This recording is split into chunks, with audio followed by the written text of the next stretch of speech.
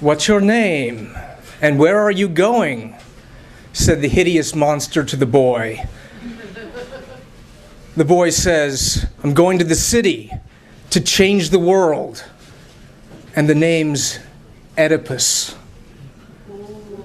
And the hideous monster says, "You'll be the king, but you won't change a thing, because you will kill your father and take his place." And the boy says, "That's crazy talk. Get away from me." And he goes off to the city where he gets involved in politics. And they overthrow the government, and after he does become king, he decides to marry this classy older lady, until finally he realizes when it's too late, it's true! It's true! And I thought of this story that awful day in college that I realized that Randy Juergens had told me the truth.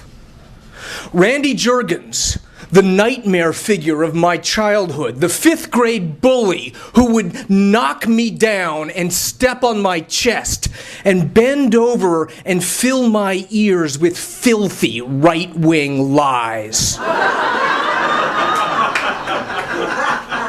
George McGovern is a space alien who eats kittens for breakfast. And I would look up at him and say, no, it's a lie. Get away from me. That's crazy talk.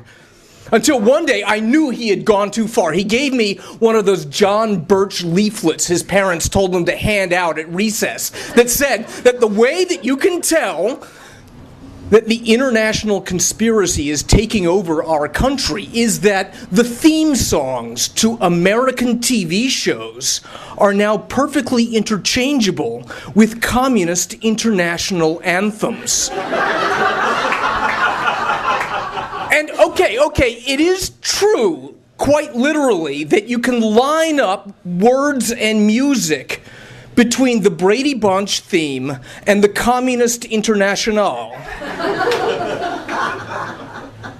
Arise, ye prisoners of starvation. Arise, ye wretched of the earth, da-da-da-da-da, for justice thunders condemnation. Come on, everybody sing. No. And I said to him, "That's crazy talk. Get away from me. That doesn't mean anything. That doesn't mean anything more than you can sing the collected poetry of Emily Dickinson to the Yellow Rose of Texas. Well, because I could not stop for death, he kindly stopped for me."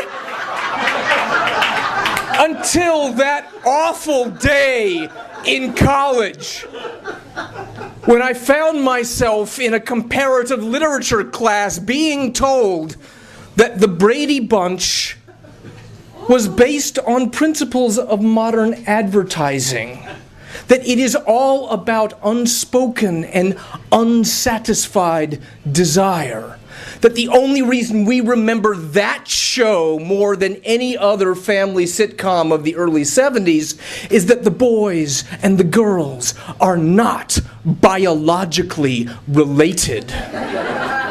And particularly when you think about Greg and Marcia, you wonder that the only reason they can't go out with each other is that frizzy-headed architect guy got together with Florence Henderson a little bit earlier. And in 1917, when the Bolshevik organizers fanned out through the factories and said, "Worker, machine.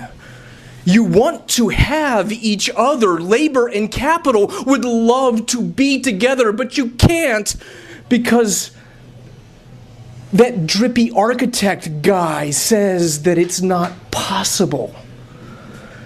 And then I got home and found out that sure enough, there are unemployed veterans of the Red Army Chorus lining up to do voiceovers for American television sitcoms in Russia. Here's the story of a lovely lady who was bringing up 3 very lovely girls. It's true! It's true! What Randy Juergens told me is true! Nothing ever changes.